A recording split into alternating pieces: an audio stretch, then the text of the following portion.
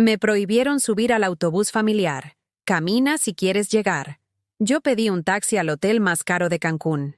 Nunca pensé que mi propio yerno me diría esas palabras, mirándome como si fuera una extraña molesta que se había colado en sus vacaciones familiares. Hoy voy a contarte algo que nunca pensé que contaría. Y si tú, por un segundo, sientes que esto te parece familiar, solo te pido que dejes un like y te suscribas.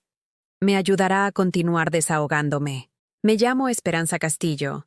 Tengo 62 años, y toda mi vida la construí alrededor de una sola palabra: familia. Nací en Guadalajara, en una casa con patio de mosaicos azules, donde mi abuela criaba gallinas y plantaba bugambilias que trepaban hasta el techo. Allí aprendí que una mujer se define por lo que da, no por lo que recibe. Que el amor se demuestra con tortillas calientes en la mesa, con ropa limpia y planchada, con sonrisas aunque el corazón esté partido. Esa mañana de febrero, frente al Hotel Playa Dorada en Cancún, llevaba mi blusa blanca de algodón, la que había planchado 3 veces hasta que cada pliegue quedara perfecto, y mi falda azul marino que había comprado especialmente para este viaje. En mis manos arrugadas por años de trabajo doméstico, sostenía un sombrero de palma que había encontrado en el mercado San Juan de Dios, pensando que me haría ver elegante junto al mar que tanto había soñado conocer. El olor a protector solar y sal marina se mezclaba con el aroma de mi perfume barato, el único que podía permitirme, mientras veía cómo mis nietos corrían alrededor del autobús privado que yo había ayudado a pagar. Sebastián, de 8 años, con su playera de Superman, gritaba emocionado por la excursión a Isla Mujeres. Sofía, de 5, abrazaba su muñeca nueva mientras saltaba de un pie al otro. No me habían saludado cuando bajé del hotel. Sus padres les habían enseñado que la abuela era invisible. «Apúrate, mamá Esperanza, que se hace tarde», me había dicho mi hija Patricia esa mañana, usando ese tono que aprendió en su trabajo en la oficina gubernamental, profesional pero distante. Ella llevaba un vestido de playa que costaba más que mi renta mensual, lentes de sol caros, y esa expresión que había perfeccionado desde que se casó con Roberto, la cara de quien ya no pertenece al barrio donde nació. Me apresuré. Siempre me apresuraba por ellos. Durante 30 años, me levanté a las 5 de la mañana para planchar uniformes escolares, preparar lonches, llevar y traer niños de la escuela mientras trabajaba limpiando casas ajenas. Me apresuré cuando Patricia necesitó dinero para su carrera de administración. Me apresuré cuando se casó y necesitó dinero para la fiesta. Me apresuré cuando nacieron mis nietos y necesitó una nana gratuita los fines de semana. Pero esa mañana, por primera vez en décadas, mi prisa no fue suficiente. Llegué al autobús con la respiración entrecortada. Mis 62 años ya no me perdonaban las carreras, y vi que todos los asientos estaban ocupados. Los primos de Roberto, sus padres, sus tías, incluso el chofer ya había cerrado la puerta. Toqué el cristal con nudillos temblorosos, sonreí como había sonreído toda mi vida cuando necesitaba algo. Roberto bajó la ventanilla con esa sonrisa falsa que usaba cuando tenía que darme malas noticias.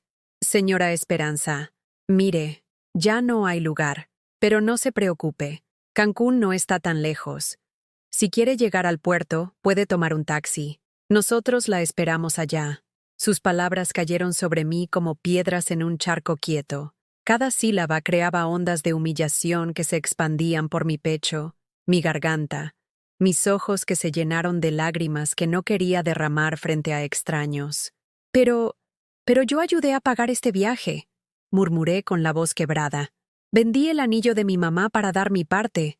Ya lo sé, y se lo agradecemos mucho, pero mire, allá está lleno de personas mayores que necesitan más comodidad que usted. Usted está fuerte. Puede caminar un poco. Le hará bien». Roberto señaló hacia sus padres, que estaban cómodamente sentados en los primeros asientos, con aire acondicionado directo y botellitas de agua personal. Su madre, doña Carmen, me miró por el espejo retrovisor con esa expresión que había perfeccionado durante los 10 años de matrimonio de nuestros hijos. Desprecio disfrazado de lástima. Busqué los ojos de mi hija a través de la ventana.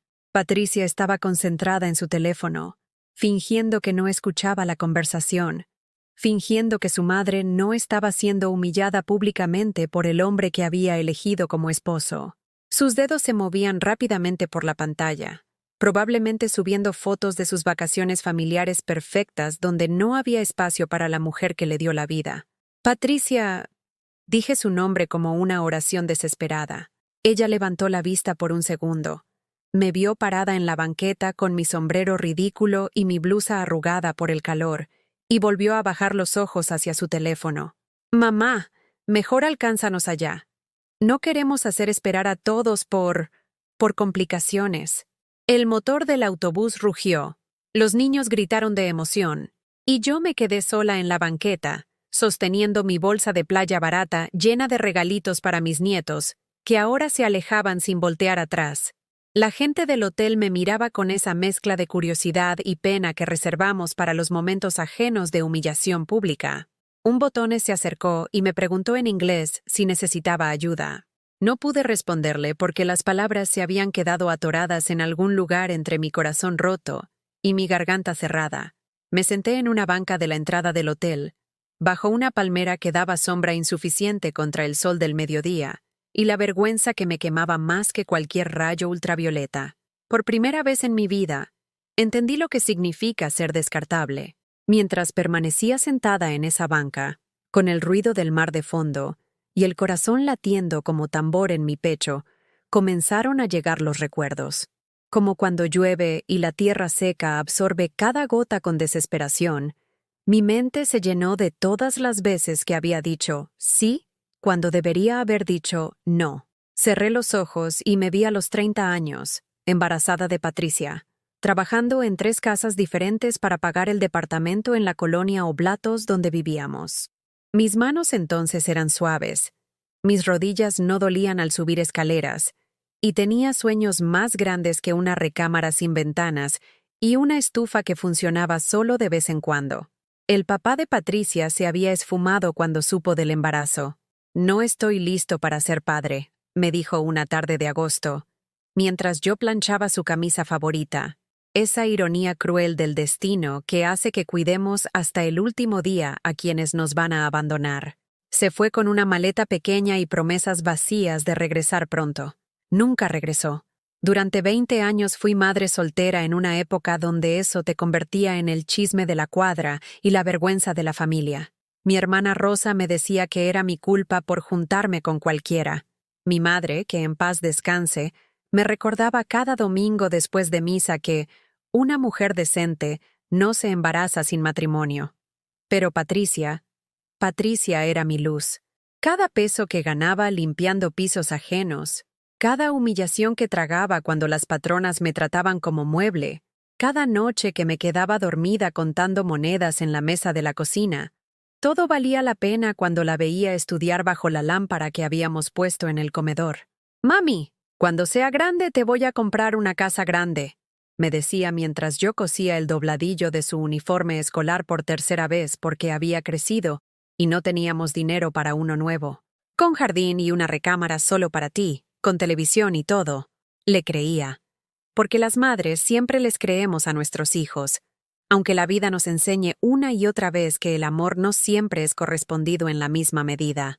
Cuando Patricia cumplió 15 años, vendí la cadena de oro que mi mamá me había regalado el día de mi primera comunión para poder pagarle una fiesta.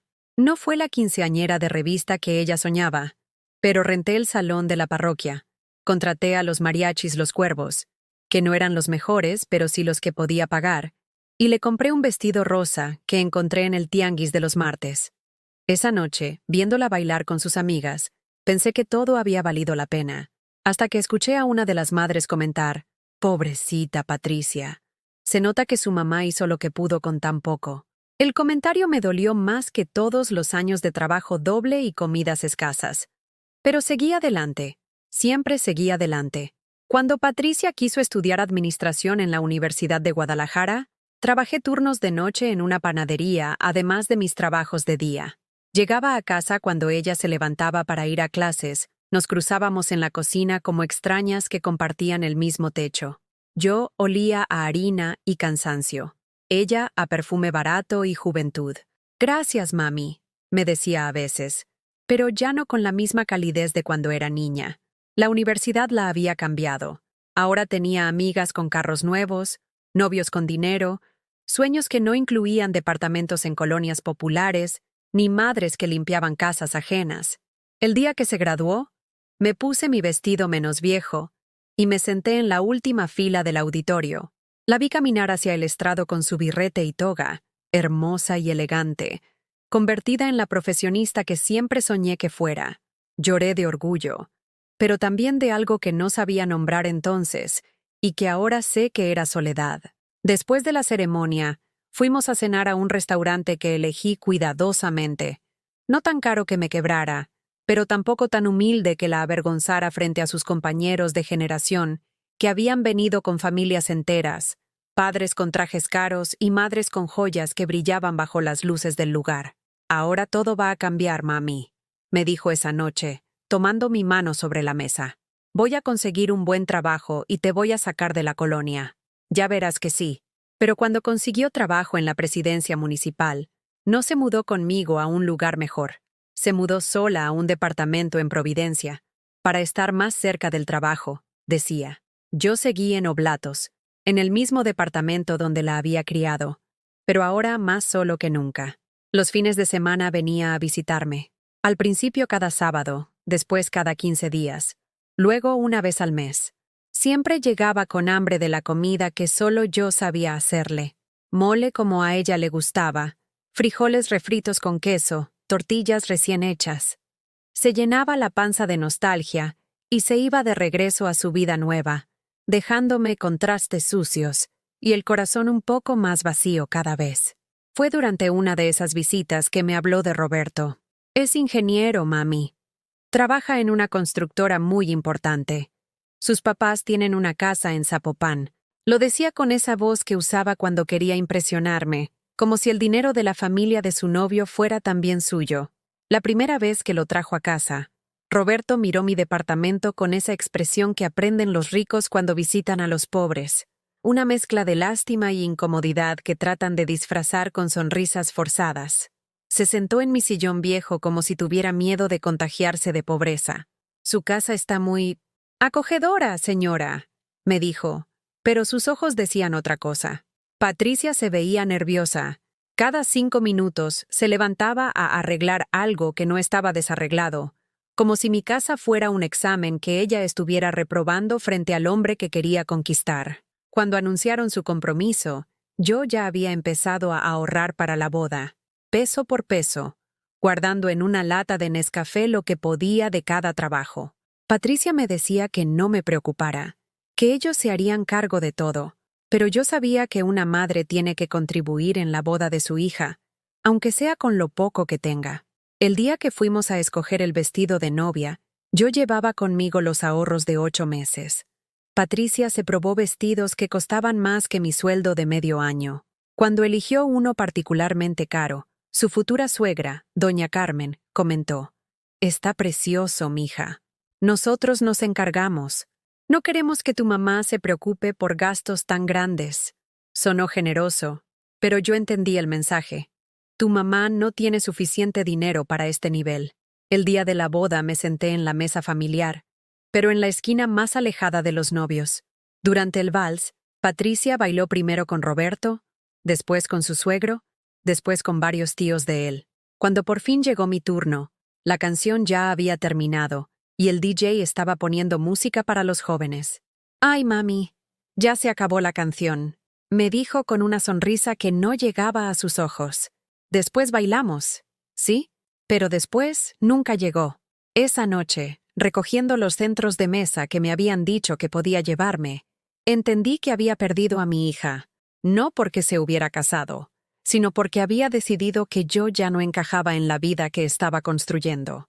Y ahora, 10 años después, sentada en esta banca en Cancún, me daba cuenta de que había pasado toda mi vida mendigando un lugar en el corazón de la persona que más amaba en el mundo. El sol comenzaba a quemar mis hombros descubiertos, pero el ardor por fuera no se comparaba con el fuego que me consumía por dentro. El calor de Cancún se volvía más intenso, pero yo seguía ahí sentada, incapaz de moverme. Era como si mi cuerpo hubiera decidido por fin parar, después de décadas de correr detrás de una familia que siempre encontraba excusas para mantenerme a distancia. Un mesero del hotel se acercó con una charola de agua fresca de Jamaica. ¿Gusta un vasito, señora? Se ve acalorada. Su amabilidad me tomó por sorpresa.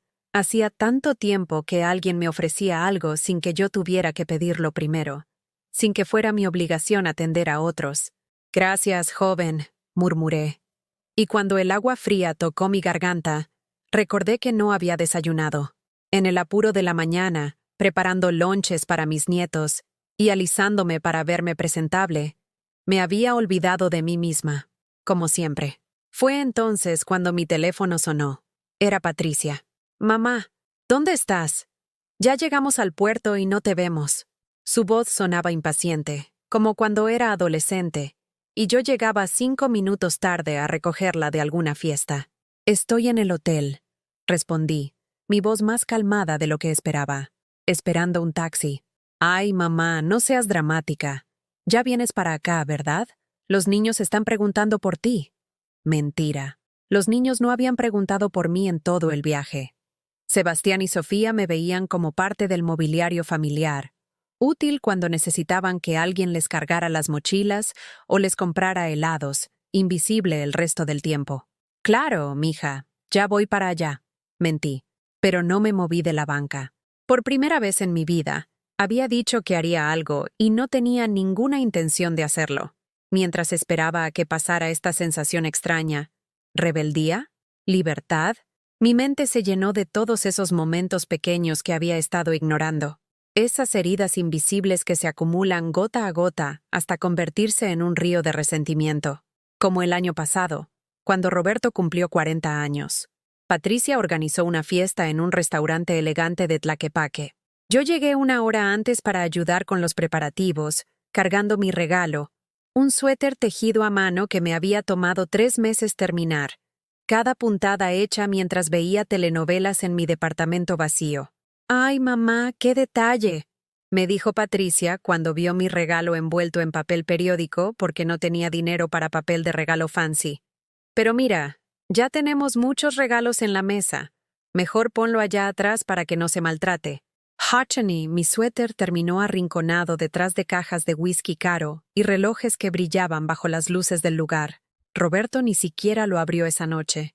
Semanas después supe que lo había dado a su empleada doméstica, o como cada Navidad, cuando me invitaban a cenar pero me sentaban en la mesa de los niños para que los cuides y no hagan travesuras.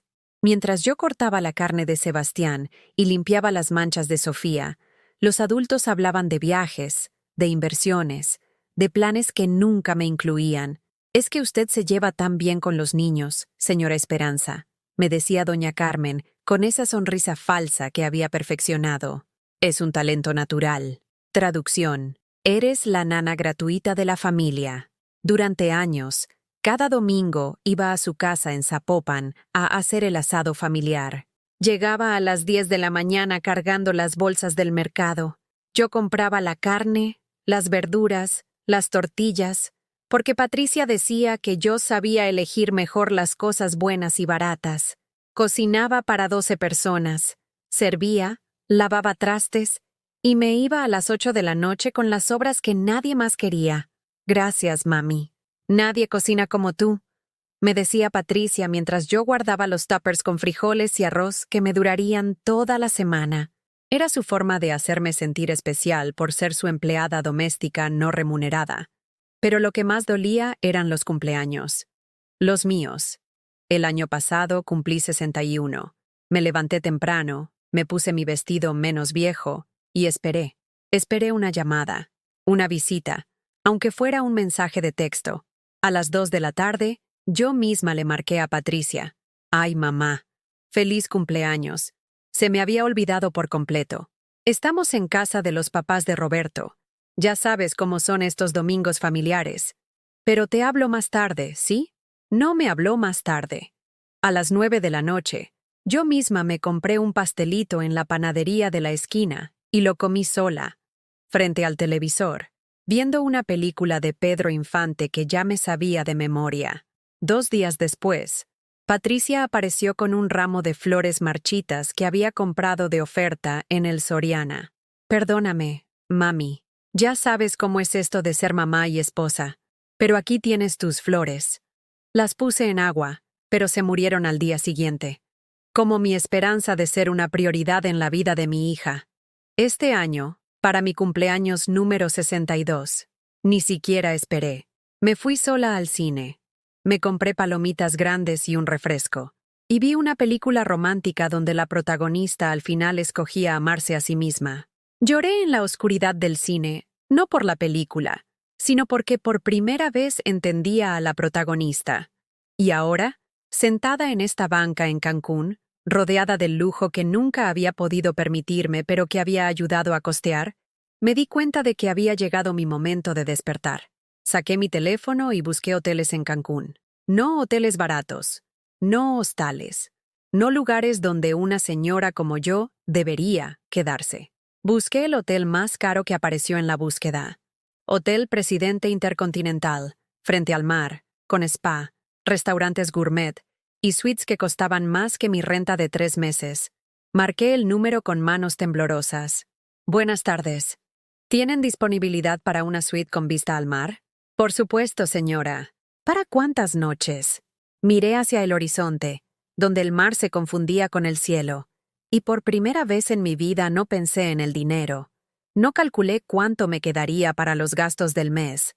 No me preocupé por ser prudente. Para el resto de mis vacaciones, respondí. Había tomado una decisión. No sabía bien qué significaba, pero sabía que ya no podía seguir mendigando cariño a gente que había decidido que yo no valía ni siquiera un asiento en su autobús. Llamé un taxi. Cuando llegó, le dije al chofer, «Al Presidente Intercontinental, por favor». «¿Segura, señora? Ese hotel es muy caro». «Estoy segura», respondí. Y por primera vez en 62 años, mi voz sonó firme, decidida, como la voz de alguien que sabía exactamente lo que valía. Durante el trayecto, mi teléfono sonó 3 veces. Era Patricia. No contesté. Por primera vez en mi vida como madre, decidí que mi hija podía esperar. Cuando el taxi se detuvo frente al Presidente Intercontinental, con sus palmeras perfectamente podadas y sus empleados uniformados que recibían a los huéspedes como si fueran realeza, sentí algo que no había sentido en décadas, que yo también merecía ser tratada con respeto. El botones se acercó a abrirme la puerta. «Bienvenida al Presidente Intercontinental, señora». «Gracias», murmuré, todavía sin creer que fuera real, pero era real. Y yo estaba a punto de descubrir quién era Esperanza Castillo cuando nadie le decía qué hacer, dónde sentarse, o si era bienvenida o no. Por primera vez en mi vida, iba a averiguar qué se sentía ser la protagonista de mi propia historia. La suite del Presidente Intercontinental tenía ventanales del piso al techo que daban directo al mar Caribe. Nunca había visto tanta agua azul de un solo vistazo. La cama king size estaba cubierta con sábanas tan blancas que parecían nubes, y el baño tenía una tina que podría caber mi sala completa de oblatos. Me quedé parada en la entrada de la habitación por 10 minutos completos, sin atreverme a tocar nada. El botones que había subido mi bolsa de mercado, la única que había traído para este viaje, me miró con curiosidad. «¿Todo está bien, señora?» «Sí, es que es muy hermosa», logré decir. Él sonrió con la amabilidad genuina de alguien acostumbrado a recibir gente que se impresiona con el lujo. «Disfrute su estancia. Si necesita cualquier cosa, marque el 0. Cuando se fue, me senté en el sillón de la sala. Mi suite tenía sala. Y por primera vez en horas, respiré tranquila. El silencio era diferente aquí. No era el silencio pesado de la soledad que conocía en mi departamento. Era el silencio de la paz. Hasta que mi teléfono sonó. «Mamá, ¿dónde rayos estás? Ya llevamos 2 horas esperándote en el puerto. Los niños están preguntando, y Roberto está furioso porque perdimos el barco por tu culpa». La voz de Patricia sonaba histérica, como cuando era adolescente, y no encontraba sus zapatos favoritos 5 minutos antes de una fiesta importante. «Estoy en mi hotel», respondí, sorprendida por lo calmada que sonaba mi propia voz. «¿Cuál hotel? Nosotros estamos en el Playa Dorada». Yo estoy en el Presidente Intercontinental. Silencio. Un silencio tan largo que pensé que se había cortado la llamada. ¿El Inter? ¿Qué? Mamá, ese hotel cuesta una fortuna. ¿Cómo vas a pagar eso? ¿Estás loca o qué? Por primera vez en mi vida, mi hija me estaba hablando como si yo fuera una persona con capacidad de decisión propia, aunque fuera para regañarme. Tengo mis ahorros. Mentí. La verdad era que estaba usando la tarjeta de crédito que había sacado para emergencias y nunca había tocado. Si esto no era una emergencia, no sabía qué podía serlo. Mamá, no hagas tonterías. Ven acá inmediatamente. Vamos a hablar. No. La palabra salió de mi boca antes de que mi cerebro la procesara. 62 años de vida, y nunca había usado esa palabra con mi hija. ¿Cómo que no? Que no voy a ir. Ustedes se divirtieron en su barco sin mí. Yo me voy a divertir en mi hotel sin ustedes. Pero mamá... Colgué y apagué el teléfono. Me quedé sentada mirando el aparato negro en mis manos, sin poder creer lo que acababa de hacer. Había colgado a mi hija. Había apagado mi teléfono. Había dicho no. El mundo no se había acabado. A las 2 horas, cuando encendí el teléfono para revisar la hora, tenía 17 llamadas perdidas y 12 mensajes de texto. Patricia. Mamá, por favor, contéstame. Patricia. Roberto dice que estás haciendo un drama innecesario. Patricia. Los niños no entienden por qué te fuiste. Patricia. Esto es ridículo. Ven para acá. Roberto. Usando el teléfono de Patricia. Señora Esperanza, creo que está malinterpretando la situación. Solo queríamos que fuera cómoda para usted. Patricia. Mamá, doña Carmen dice que siempre supo que eras problemática. Patricia. Si no vienes, vamos por ti. Y finalmente, el mensaje que me hizo entender que había tocado el nervio correcto. Roberto. Su actitud está afectando a toda la familia. Patricia está llorando. Espero que esté satisfecha. Satisfecha. Como si mi dolor fuera una venganza planeada, y no el resultado natural de años de ser tratada como ciudadana de segunda clase en mi propia familia. Esa noche, cené sola en el restaurante del hotel. Pedí langosta, algo que nunca había probado porque siempre me había parecido demasiado caro, demasiado elegante para alguien como yo. El mesero me trató como a cualquier otro huésped, con respeto, con atención, sin esa lástima disfrazada que había aprendido a reconocer en las miradas de la gente. La langosta estaba deliciosa. Al día siguiente, mientras desayunaba en la terraza frente al mar, huevos benedictinos, otra cosa que nunca había probado, vi a lo lejos una figura familiar caminando por la playa. Era Patricia, usando su sombrero de ala ancha y cargando esa bolsa de diseñador que le había regalado Roberto el año pasado. Venía hacia el hotel. 10 minutos después, el teléfono de la habitación sonó. Señora Castillo, tiene una visita en el lobby. Su hija. Dígale que suba. Respondí, aunque una parte de mí quería decir que no estaba. Cuando Patricia tocó la puerta de mi suite, yo ya había terminado mi desayuno y estaba sentada en el sillón, viendo el mar. No me levanté a abrirle inmediatamente, como había hecho toda mi vida. Esperé 3 toques antes de moverme. Cuando abrí la puerta, Patricia tenía los ojos hinchados de llorar, y esa expresión de niña regañada que ponía cuando sabía que había hecho algo malo, pero no quería admitirlo. Mamá. Pásale, Patricia. Entró despacio, mirando la suite como si estuviera en un museo. Sus ojos se detuvieron en la cama deshecha, en la botella de vino que había pedido el servicio a cuartos la noche anterior, en las toallas del baño que estaban tiradas en el piso porque por primera vez en mi vida no había sentido la necesidad de recoger inmediatamente. Esto debe estar costándote una fortuna, mamá. Eso no es tu problema. Se sentó en el sillón de enfrente, y por primera vez desde que era niña, parecía pequeña comparada conmigo. Mamá, no entiendo qué está pasando. Roberto dice que estás teniendo una crisis de los 60. ¿Roberto dice? La interrumpí. ¿Y qué dices tú, Patricia? ¿Qué piensa mi hija de todo esto? Se quedó callada.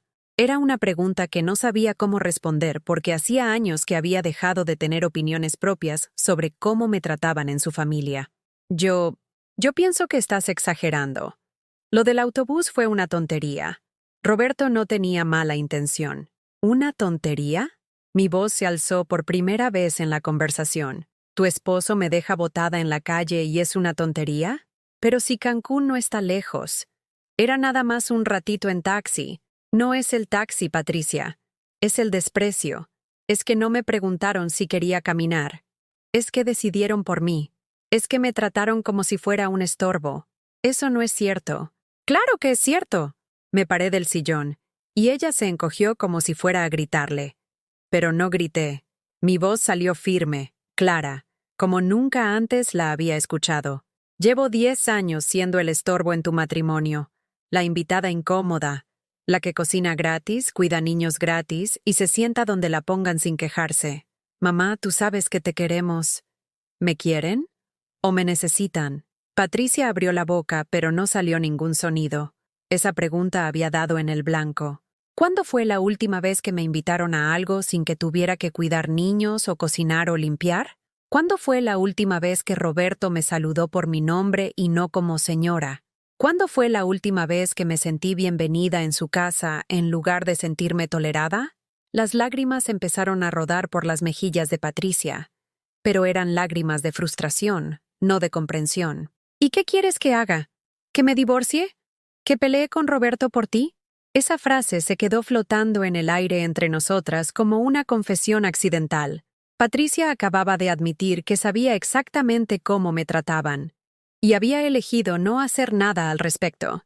No quiero que pelees con nadie, Patricia, pero tampoco voy a seguir rogando por un lugar en la vida de mi propia hija. Pero es que no entiendes. Roberto viene de una familia diferente. Su mamá siempre ha sido difícil contigo. Pero yo no puedo cambiar eso. ¿No puedes? ¿O no quieres? Patricia se quedó callada otra vez. Finalmente, después de varios minutos, susurró. Es muy complicado, mamá. No, mija. Lo complicado es explicarle a una madre por qué su hija prefiere la comodidad a la dignidad. Eso sí está complicado. Patricia se levantó del sillón como si la hubiera quemado. Está bien. Si eso es lo que piensas de mí, ya no hay nada más que hablar. Patricia espera, pero ya se dirigía hacia la puerta. Antes de salir, se volteó hacia mí. Espero que disfrutes tu hotel caro, mamá, porque cuando se te acabe el dinero, no vengas pidiendo ayuda. La puerta se cerró con un golpe seco que resonó por toda la suite. Me quedé sola otra vez. Pero esta vez, el silencio no se sentía como soledad, se sentía como libertad. Después de que Patricia se fue, me quedé parada frente al ventanal de mi suite, viendo las olas del mar ir y venir con una regularidad que me tranquilizaba. Por primera vez en décadas, no tenía que estar en ningún lugar a una hora específica. No tenía que cocinar para nadie, limpiar para nadie, sonreír para nadie. No tenía que ser útil. La sensación era tan extraña que casi me daba miedo. Como cuando aprendes a manejar y de repente te das cuenta de que puedes ir a cualquier lugar que se te ocurra, pero no sabes a dónde quieres ir porque nunca habías tenido esa opción. Marqué al servicio a cuartos. Buenas tardes. ¿Podría enviarme una botella de vino tinto? El que usted recomiende. Por supuesto, señora Castillo. ¿Prefiere algo en particular? Lo que esté bien para una señora que está aprendiendo a vivir sola. El chico del otro lado de la línea se rió con amabilidad. Tengo justo lo que necesita. Media hora después, llegó con una botella de vino mexicano, un Cabernet Sauvignon de Baja California, que costaba más que mi gasto semanal en comida, y me sirvió una copa en la terraza. ¿Es la primera vez que viene sola a Cancún, señora? Es la primera vez que voy sola a cualquier lugar. Respondí sin pensarlo. Él asintió como si eso fuera lo más normal del mundo. Las mejores aventuras empiezan así. Disfrute su vino. Cuando se fue, alcé mi copa hacia el mar y brindé conmigo misma. Por Esperanza Castillo, que le tomó 62 años descubrir que existía. El vino sabía a libertad. Esa noche dormí 12 horas seguidas. 12 horas sin despertarme preocupada por si Patricia necesitaba algo, si los nietos tenían hambre, si tenía que levantarme temprano para ir al mercado. 12 horas de sueño profundo en una cama que era solo mía. Me desperté a las 10 de la mañana, algo que no hacía desde que tenía 20 años, y por primera vez no me sentí culpable por ello. Desayuné en la cama. Pedí chilaquiles rojos con huevo estrellado, café de olla y jugo de naranja recién exprimido. Lo comí despacio, saboreando cada bocado, viendo por la ventana a las familias que bajaban a la playa cargando sombrillas y neveras. Antes, habría sentido envidia de esas familias. Habría pensado en lo bonito que sería estar ahí con mis nietos, construyendo castillos de arena y enseñándoles a nadar. Pero ahora, viéndolas desde mi ventana, solo sentía paz. Ellas tenían sus vidas, yo tenía la mía, y mi vida, por primera vez, me pertenecía completamente. Decidí bajar al spa del hotel. Nunca había estado en un spa. Siempre me habían parecido lugares demasiado caros, demasiado elegantes para una mujer que trabajaba con las manos y tenía callos en los pies de caminar en zapatos baratos. La recepcionista del spa me saludó con una sonrisa genuina. «Bienvenida, señora Castillo. ¿Es su primera vez con nosotros?» «Es mi primera vez en cualquier spa», admití. «Qué emocionante. Permítame recomendarle nuestro paquete Renovación Completa. Incluye masaje relajante, facial hidratante y manicure y pedicure. Es perfecto para señoras que quieren consentirse». Consentirme. Otra palabra que nunca había aplicado a mí misma. «¿Cuánto cuesta?», pregunté, preparándome para el shock. «4,000 pesos, pero tenemos un descuento especial para huéspedes que se quedan más de 3 noches». 4,000 pesos. Más de lo que gastaba en comida en 2 meses. Más de lo que había gastado en mí misma en los últimos 5 años combinados. «Lo tomo», dije, antes de que la parte práctica de mi cerebro pudiera protestar.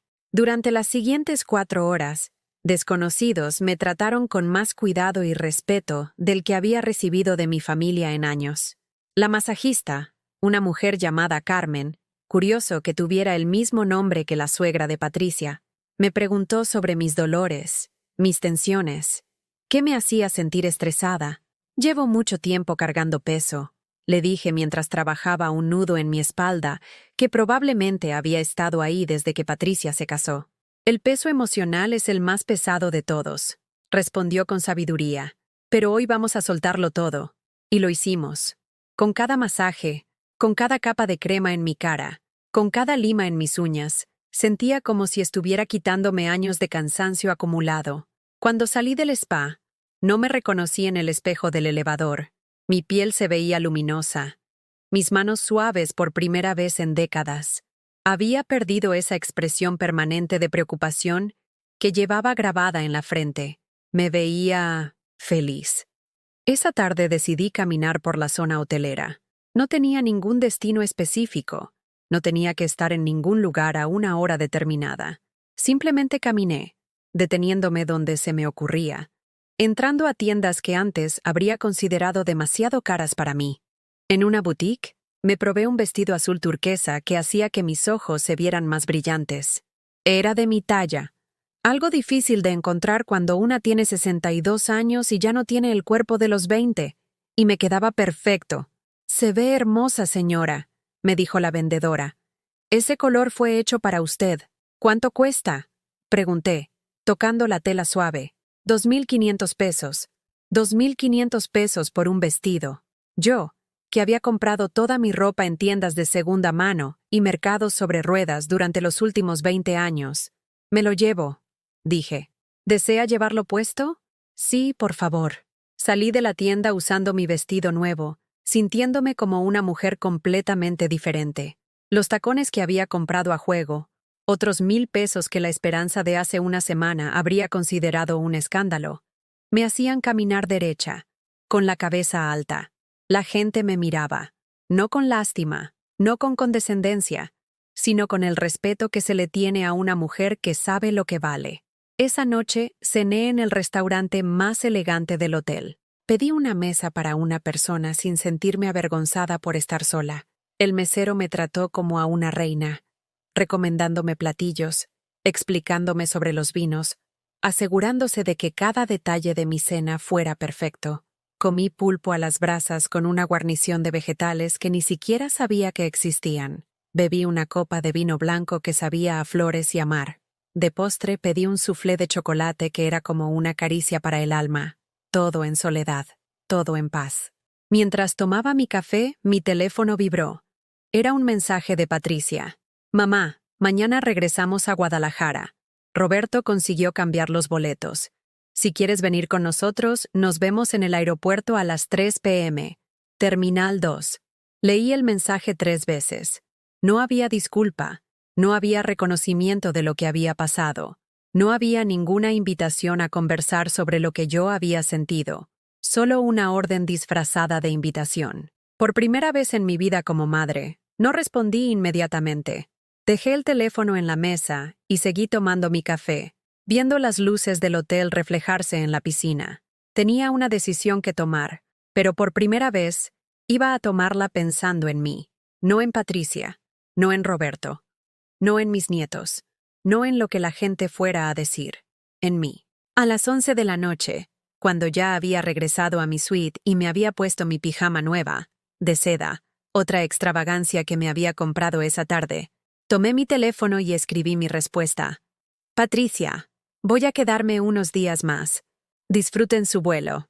Envié el mensaje y apagué el teléfono. Por segunda vez en mi vida, había elegido mi propia felicidad por encima de las expectativas de otros. Y el mundo seguía girando. Me serví otra copa de vino y salí a la terraza de mi suite. El mar se veía negro bajo la luna, pero las luces de los otros hoteles creaban un collar de diamantes a lo largo de la playa. Salud, Esperanza, me dije a mí misma, alzando mi copa hacia la noche. Por todos los años perdidos siendo quien otros querían que fueras.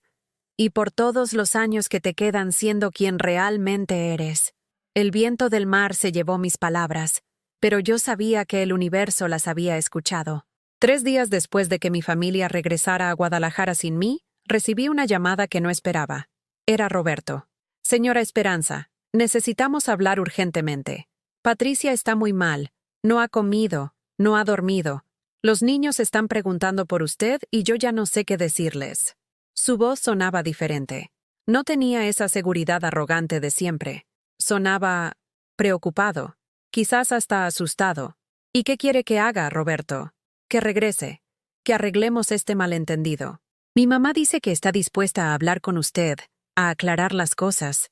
Doña Carmen quería hablar conmigo, la mujer que en 10 años de matrimonio de nuestros hijos me había dirigido la palabra solo para darme órdenes indirectas. Esperanza, los niños necesitan un lonche. Esperanza, se acabó el café. Esperanza, ¿no que iba a ayudar con los trastes? ¿Ah, sí? ¿Y de qué quiere hablar doña Carmen conmigo? Mire, señora, creo que todos cometimos errores, pero Patricia está sufriendo mucho, y usted es su mamá. Las mamás no abandonan a sus hijas. Ahí estaba. El golpe bajo. El chantaje emocional disfrazado de sabiduría familiar. Las madres no abandonan a sus hijas. Pero las hijas sí pueden abandonar a sus madres, ¿verdad? Roberto, yo no abandoné a nadie. Solo decidí dejar de mendigar cariño donde claramente no soy bienvenida. Pero sí es bienvenida. Todos la queremos. Solo que... Bueno, a veces hay malentendidos. ¿Malentendidos? Mi voz se alzó más de lo que pretendía. ¿Dejarme botada en la calle fue un malentendido? Fue una falta de comunicación. Yo pensé que usted preferiría ir cómoda en un taxi. Roberto, por favor. Los dos sabemos que eso no es cierto. Hubo un silencio largo del otro lado de la línea. Finalmente Roberto suspiró. ¿Qué quiere que haga, señora? ¿Que me disculpe? Está bien, me disculpo. ¿Ya está contenta? Ahora regrese, por favor. Esa disculpa sonaba como cuando los niños piden perdón porque sus papás los obligaron, no porque realmente entiendan lo que hicieron mal. Gracias por la disculpa, Roberto, pero no voy a regresar. ¿Cómo que no va a regresar? ¿Se va a quedar en Cancún para siempre? No sé qué voy a hacer, pero sé lo que no voy a hacer. No voy a regresar a una familia donde tengo que estar agradecida por las migajas de afecto. Colgué antes de que pudiera responder. Esa noche no pude dormir bien. Por primera vez desde que había llegado a mi suite, me sentía inquieta, no por culpa, de eso ya no sentía, sino por una mezcla extraña de expectativa y nervios. Era como si estuviera esperando que algo importante fuera a pasar. Al día siguiente, mientras desayunaba en la terraza, vi algo que me hizo casi escupir el café. Era doña Carmen, caminando por el lobby del hotel con toda la dignidad que le permitían sus 70 años y su bastón de madera con empuñadura de plata. 5 minutos después, el teléfono de mi suite sonó. Señora Castillo, tiene visita. La señora Carmen Herrera solicita subir a su habitación. Que suba, respondí, aunque una parte de mí quería decir que no estaba. Me levanté. Me puse una bata elegante que había comprado en la tienda del hotel, y esperé. Cuando escuché los pasos lentos en el pasillo, supe que había llegado el momento de la conversación que habíamos evitado durante 10 años. Toqué la puerta 3 veces antes de abrir. Doña Carmen estaba ahí, vestida con su traje sastre gris de siempre, sus perlas, y esa expresión de superioridad moral que había perfeccionado durante décadas de matrimonio con un hombre exitoso. Esperanza. Doña Carmen, pásele. Entró a mi suite como una inspectora, evaluando cada detalle con los ojos críticos de alguien acostumbrada a juzgar a otros por sus posesiones materiales. Se detuvo frente al ventanal que daba al mar. Esta habitación debe costar una fortuna. Así es. Mike, ¿cómo la está pagando? Ahí estaba. La pregunta directa que llevaba años queriendo hacerme. ¿Cómo una mujer como yo podía permitirse lujos como este? Con mi dinero, doña Carmen. ¿Su dinero? Se volteó hacia mí con esa sonrisita que reservaba para cuando creía haber descubierto una mentira. Esperanza, usted no tiene dinero para esto. ¿Y cómo sabe usted cuánto dinero tengo? Porque la conozco. Limpia casas, vive en oblatos, compra su ropa en el tianguis. No me diga que de repente se sacó la lotería. Me senté en el sillón de la sala, gesticulándole que tomara asiento también.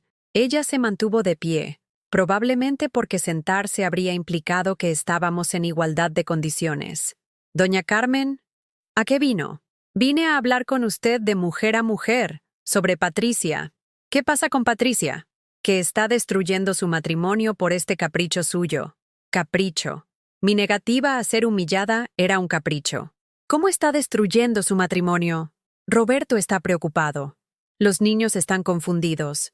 Toda la familia está hablando del drama que usted armó, y Patricia está en el medio, sintiendo que tiene que escoger entre su esposo y su mamá.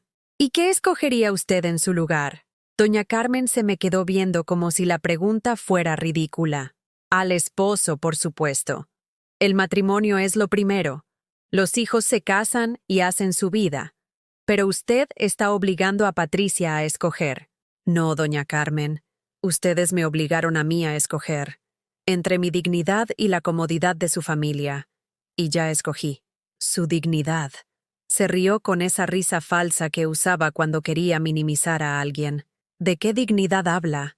Le damos casa, comida, la invitamos a todos los eventos familiares. Me dan sobras, me invitan para que trabaje gratis, y me toleran cuando no tienen más remedio. Está exagerando. ¿Ah, exagerando? Me paré del sillón, y por primera vez en 10 años, doña Carmen tuvo que levantar la cabeza para mirarme. ¿Exagerando cuando su hijo me dejó botada en la calle? ¿Exagerando cuando me sientan con los niños mientras ustedes hablan de viajes que nunca me van a invitar? ¿Exagerando cuando fingen que no me escuchan cada vez que hablo? Usted no entiende la dinámica familiar. La entiendo perfectamente. Soy útil cuando necesitan niñera gratis, cocinera gratis, sirvienta gratis.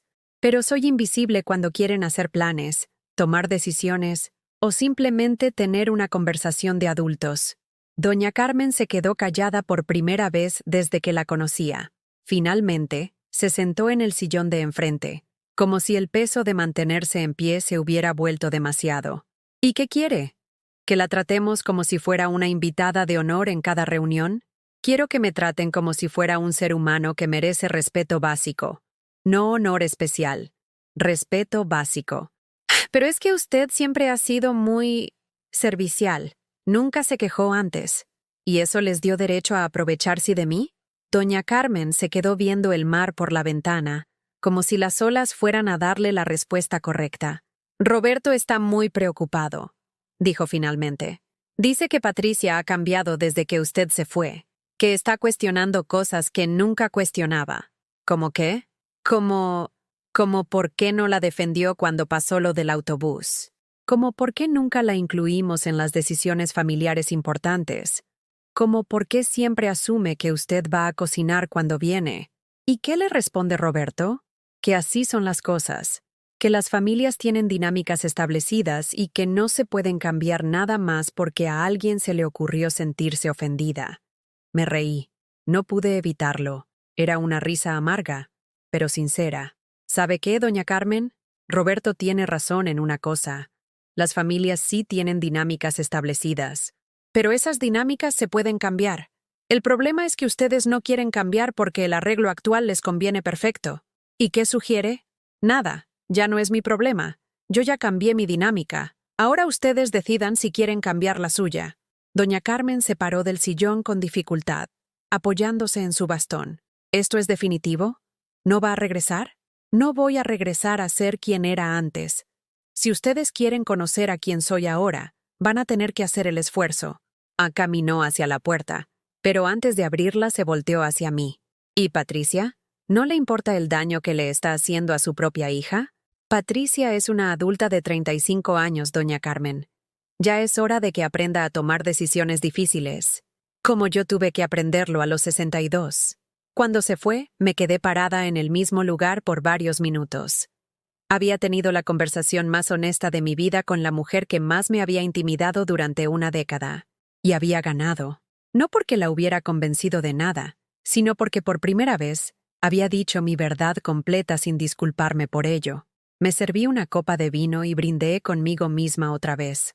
Por las conversaciones que debimos haber tenido hace 10 años, dije hacia el mar, y por nunca más tener que tenerlas otra vez. Una semana después de la visita de doña Carmen, decidí hacer algo que nunca había hecho en mi vida: quedarme en Cancún, no porque estuviera huyendo de algo, sino porque estaba corriendo hacia algo, hacia mí misma.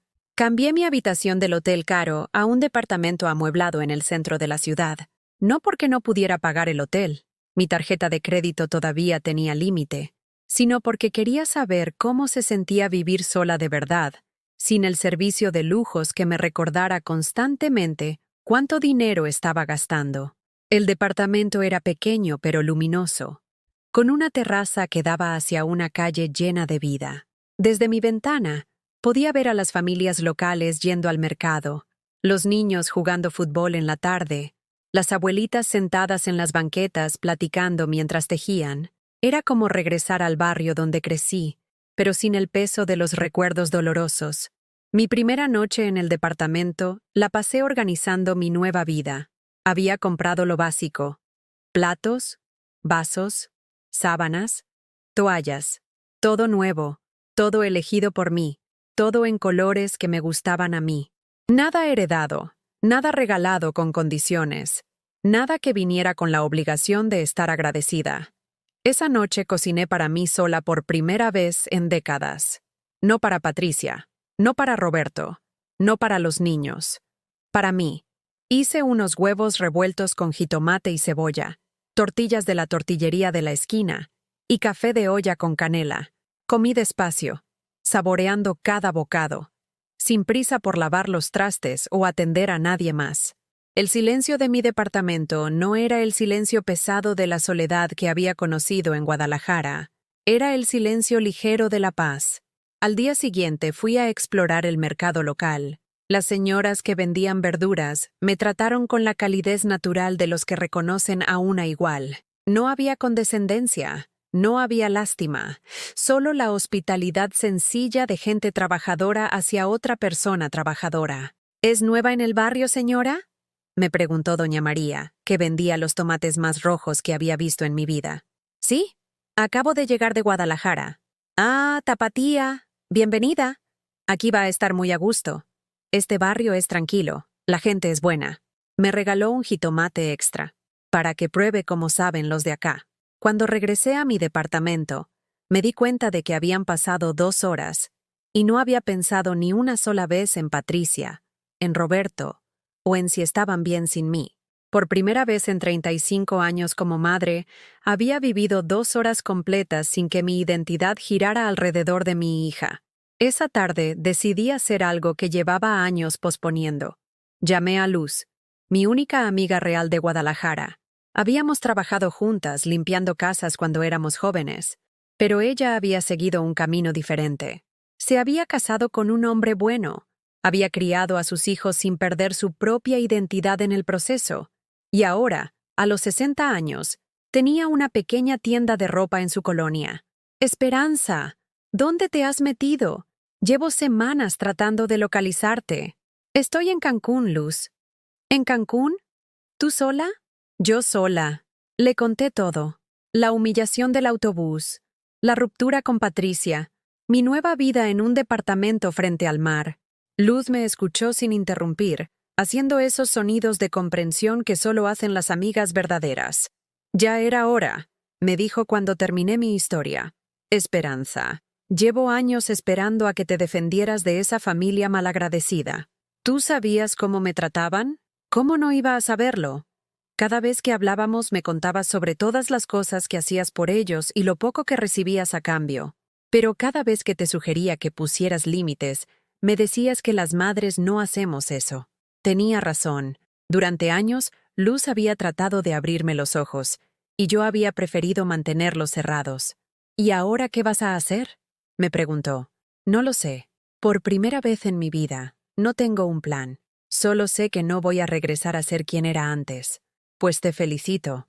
A los 62 años descubrir quién eres de verdad es un regalo que no todo el mundo se da. Después de colgar con Luz, me senté en mi terraza con una taza de té, y por primera vez me permití imaginar un futuro que no incluyera ser la madre de Patricia como mi única identidad. ¿Qué me gustaba hacer? ¿Qué había querido ser antes de que mi vida se definiera completamente por las necesidades de otros? Recordé que en la secundaria me gustaba escribir pequeñas historias, poemas cursis sobre el amor y la vida. Mi maestra de español, la señora Rodríguez, siempre me decía que tenía talento para las palabras. Pero cuando me embaracé de Patricia, los sueños de escritora se guardaron en el mismo baúl donde guardé todos los otros sueños que no eran compatibles con la maternidad soltera y la supervivencia económica. ¿Sería muy tarde para sacarlos de ese baúl? Al día siguiente compré un cuaderno en la papelería del barrio, uno bonito, con tapas duras y hojas gruesas que se sentían importantes bajo la pluma. Esa noche, sentada en mi terraza mientras escuchaba los sonidos de la ciudad yéndose a dormir, escribí mis primeras palabras en 30 años. Me llamo Esperanza Castillo y tengo 62 años. Acabo de conocerme. No era gran literatura, pero eran mis palabras, mi historia, mi verdad. 3 días después, mientras paseaba por el malecón viendo las lanchas de pescadores regresar con la pesca del día, mi teléfono sonó. Era Patricia. «Mamá, por favor, necesitamos hablar». Su voz sonaba diferente, menos demandante, más suplicante. «Estoy escuchando, mija. Quiero venir a verte. No Roberto, no los niños, no la familia, solo yo. ¿Puedo?» Era la primera vez en años que Patricia quería verme solo a mí, sin agenda familiar, sin obligaciones compartidas. «¿Para qué quieres venir?» «Para pedirte perdón, para hablar contigo de verdad, sin Roberto interrumpiendo o los niños distrayéndonos. Para tratar de entender por qué me tomó perder a mi mamá para darme cuenta de que nunca la había valorado». Esas palabras se sintieron como bálsamo en heridas que llevaba años cargando, pero también me hicieron ser cautelosa. Las palabras bonitas son fáciles de decir cuando las consecuencias de tus acciones finalmente te alcanzan. «Patricia, yo ya no soy la mamá que esperaba pacientemente a que tú te dieras cuenta de mi valor. Si quieres conocer a la mujer en la que me he convertido, eres bienvenida.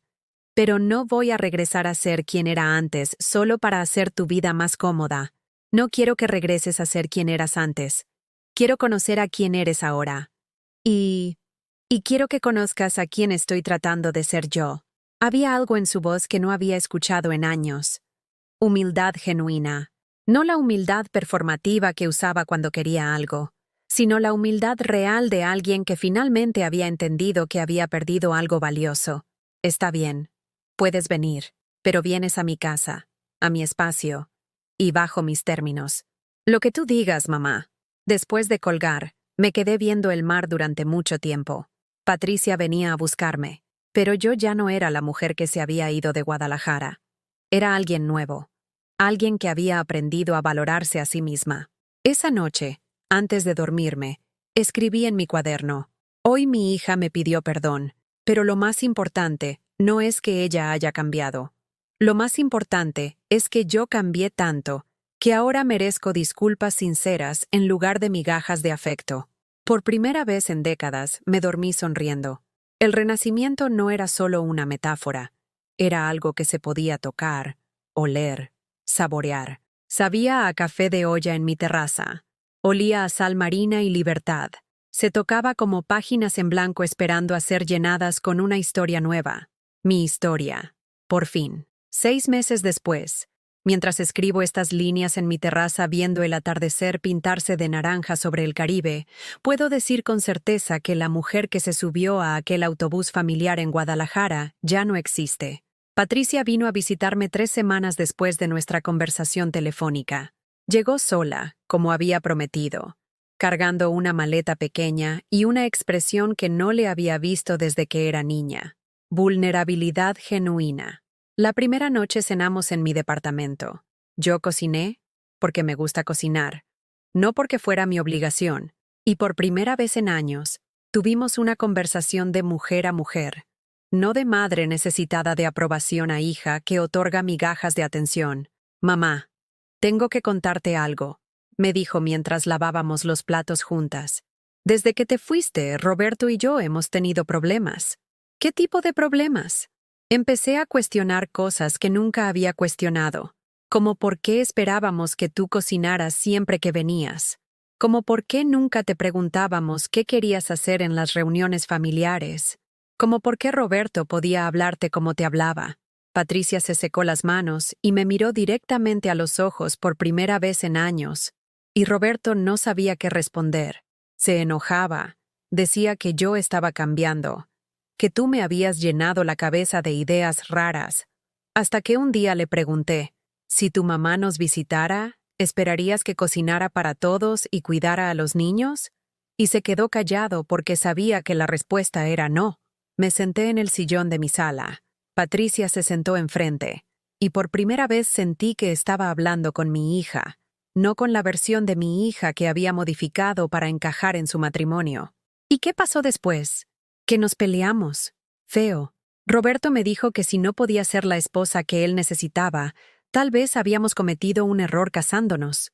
Y por primera vez en 10 años, le dije que tal vez tenía razón. Patricia se quedó callada por un momento, jugando con su anillo de casada. Mamá, creo que me casé tan joven que nunca aprendí a ser yo misma dentro de un matrimonio. Siempre fui la esposa que Roberto necesitaba, la nuera que sus papás querían, la mamá que los niños demandaban. Pero nunca fui Patricia. ¿Y quién es Patricia?, le pregunté, con genuina curiosidad. No lo sé.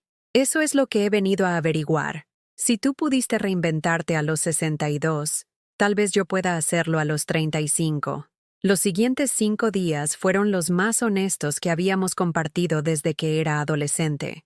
Caminamos por el malecón, fuimos al mercado juntas, cocinamos platos que a las 2 nos gustaban sin preguntarnos qué pensaría Roberto. Patricia conoció a mis nuevos amigos del barrio, vio mi cuaderno de escritura, escuchó mis planes de tal vez abrir una pequeña tienda de comida casera. ¿En serio estás pensando en quedarte aquí para siempre?, me preguntó la última noche de su visita. No lo sé. Por primera vez en mi vida, estoy viviendo el presente sin planear obsesivamente el futuro. Pero sí sé que no voy a regresar a Guadalajara a ser quien era antes. ¿Y si las cosas mejoran? ¿Si Roberto cambia, si aprende a respetarte? Patricia, yo ya no necesito que Roberto me respete para sentirme valiosa. Estaría bonito, claro, pero mi autoestima ya no depende de la aprobación de otros. Ni siquiera de la tuya. Esas palabras le dolieron. Pude verlo en sus ojos. Pero también pude ver que las entendía. ¿Me odias, mamá? No, mija, te amo. Pero ya no te amo con desesperación. Te amo con libertad. Es diferente. El día que Patricia se fue, nos abrazamos en el aeropuerto como no nos habíamos abrazado en años. Sin prisa, sin interrupciones, sin la tensión de saber que Roberto estaba esperando en el carro. Gracias por enseñarme que nunca es demasiado tarde para elegirse a una misma, me susurró al oído. Gracias por venir a conocer a tu mamá nueva, le respondí. En los meses que siguieron, Patricia y yo construimos una relación completamente nueva. Hablamos por teléfono una vez a la semana, pero nuestras conversaciones ya no giraban alrededor de sus problemas o mis servicios. Hablamos de libros, de películas, de sus planes de estudiar psicología a distancia, de mis experiencias escribiendo las historias de las mujeres del mercado. Me cuenta que Roberto ha tenido que aprender a participar más en la casa, a cocinar para sus propios hijos, a no dar por sentado que siempre habría una mujer disponible para atender sus necesidades. No ha sido fácil, pero Patricia dice que su matrimonio está mejor ahora que está basado en respeto mutuo en lugar de roles automáticos. Los niños me extrañan, pero Patricia les explica que la abuela está viviendo una aventura, escribiendo un libro, conociendo el mar. Sebastián me envía dibujos por WhatsApp de sirenas que se parecen a mí. Sofía me pregunta si cuando vaya a visitarla me va a enseñar a nadar. Sí, van a venir. Pero van a venir a mi casa, a mi mundo, como invitados que respetan el espacio de su anfitriona, no como propietarios de mis servicios.